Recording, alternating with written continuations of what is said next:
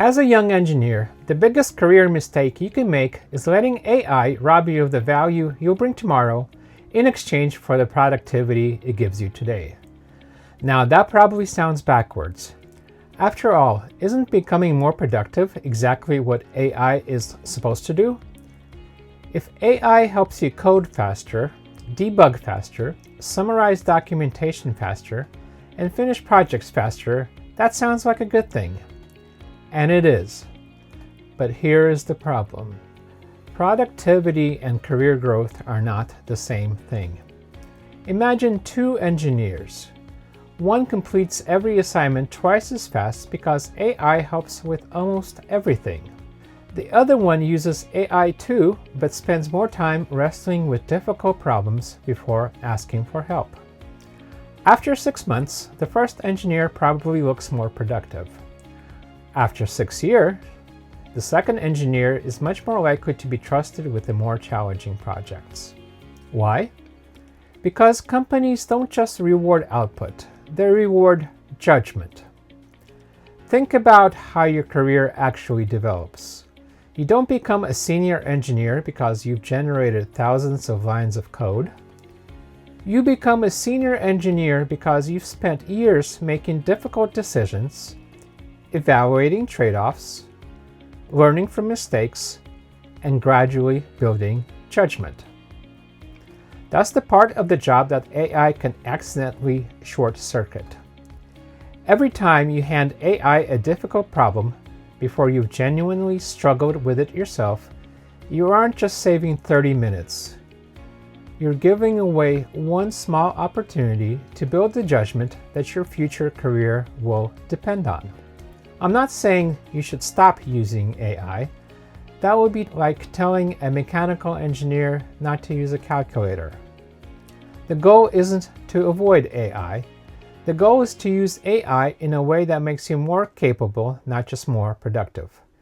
Because 5 years from now, every engineer around the world will have access to highly advanced AI. That won't be the difference. The difference will be what AI helped each engineer become. Did it simply make you faster? Or did it help you become the kind of engineer who solves harder problems, builds better systems, and earns the trust to make bigger decisions? I've become convinced that there are actually different levels to using AI. And the mistake most people make is assuming they're moving up those levels automatically simply because they use ChatGPT every day. They're not. That's why I developed something I call the AI Competency Ladder.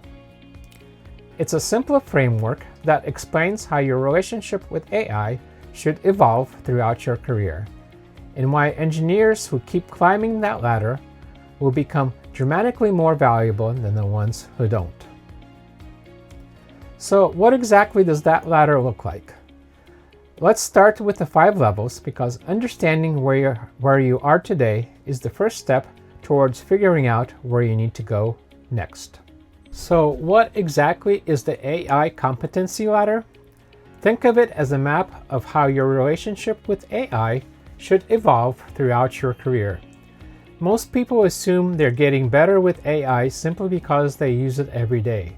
But using AI more isn't the same thing as using it differently. As your career progresses, AI should play a completely different role in the value you create. The ladder has 5 levels. At level 1, you consume AI.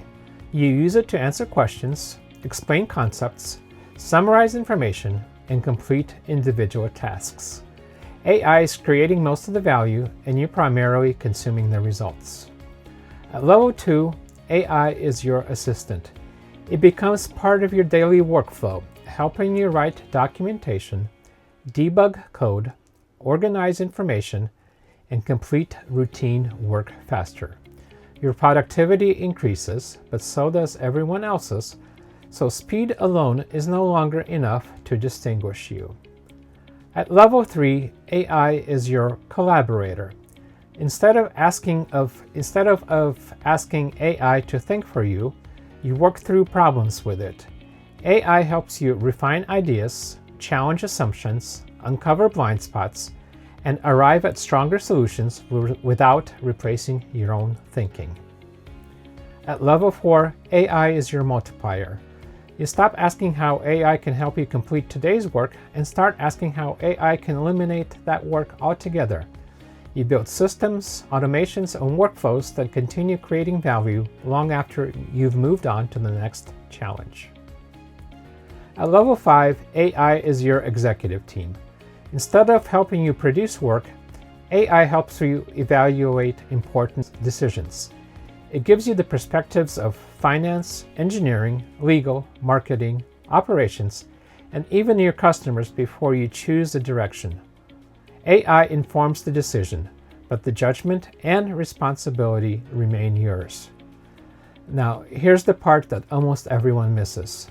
Most engineers think they're climbing this ladder automatically because they use ChatGPT every day. They're not. Using AI doesn't move you up the ladder any more than owning a piano makes you a musician. The question isn't whether AI is on your screen. The question is where the value comes from. At level 1, most of the value comes from AI. By level 5, the value comes almost entirely from your judgment. That's the journey. The goal isn't to use AI more than everyone else. The goal is to make sure that, as AI becomes more capable, you become even more valuable. That raises an important question. If there are 5 levels, where do most engineers actually spend their careers? The answer is surprising, and it's where the biggest career trap begins. If I had to guess where most engineers spend their careers on the AI Competency Ladder, I'd say they never get beyond levels 1 and 2. And that's a problem. Not because those levels are not needed, they're actually very necessary. Everyone starts there. The problem is that many people mistake productivity for progress. Think about what's happening right now. Every month, AI gets a little better at writing code, a little better at debugging, a little better at documentation, a little better at data analysis, a little better at completing the kinds of tasks that fill a typical engineer's day. If your value comes from doing these tasks faster than everyone else, you may feel like you're getting ahead, but so is everyone else. AI is raising the floor for the entire profession. What used to make you stand out is quickly becoming the minimum expectation. That's the productivity trap.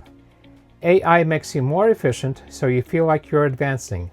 But if all you're doing is producing the same work faster, your career may not be advancing nearly as quickly as your productivity.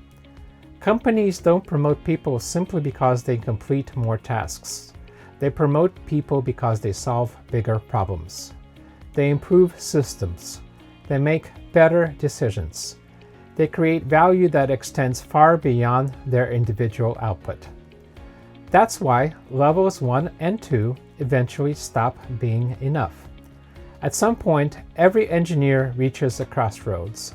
One path is to become increasingly efficient at work that AI is also becoming increasingly good at. The other path is to begin developing the capabilities that AI is much less likely to replace: judgment, systems thinking, decision-making, and leadership. One path leads to higher productivity. The other leads to higher value. And over the course of a career, those two paths begin to separate. That's why the goal isn't to become the most productive engineer using AI. The goal is to become the engineer whose value continues rising even as AI becomes more capable. Because every time AI learns to do something well, the market places a little less value on that activity and a little bit more value on the level above it. The engineers who thrive won't be the ones competing with AI. They'll be the ones who keep moving their value beyond whatever AI learns to do next. So if productivity isn't the destination, what is? The answer is surprisingly simple. The higher you climb up the ladder, the less you're paid for producing and the more you're paid for making decisions.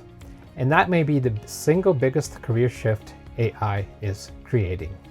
5 years from now, your job will almost certainly look very different than it does today. The question isn't whether AI will have changed your job. It will. The real question is whether AI changed you. Did it simply make you faster, or did it make you more capable? Did it help you finish more work, or did it help you build better judgment? Did it help you complete more tasks, or did it help you become the kind of engineer people trust with bigger decisions? Because that's what careers eventually become. Early in your career, you're paid to produce. Later in your career, you're paid to decide.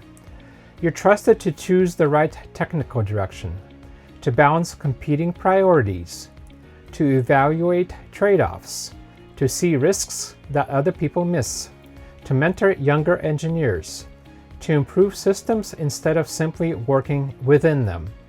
And here's the twist.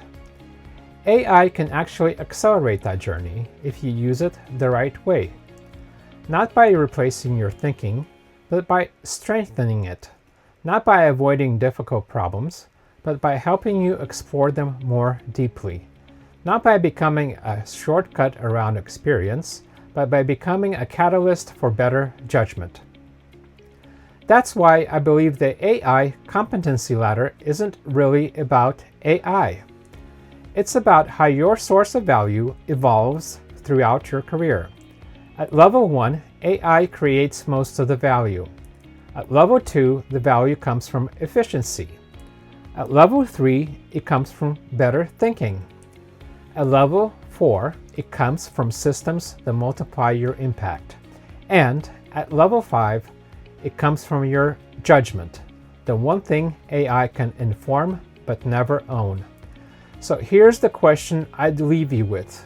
When you open ChatGPT tomorrow morning, don't ask yourself, how can AI help me finish this faster? Ask yourself something much more important. Am I using AI in a way that makes me more valuable next year than I am today? Because every interaction with AI is doing one of two things. It's either developing capabilities that compound throughout your career, or it's replacing experiences that would have developed them. The choice is still yours. And that's why understanding the AI Competency Ladder may be one of the most important career decisions you'll make over the next decade. Thank you for watching. And also, in the next video, we're going to take a deep dive into levels 1 and 2, the two levels where almost every engineer begins and where far too many quietly stay.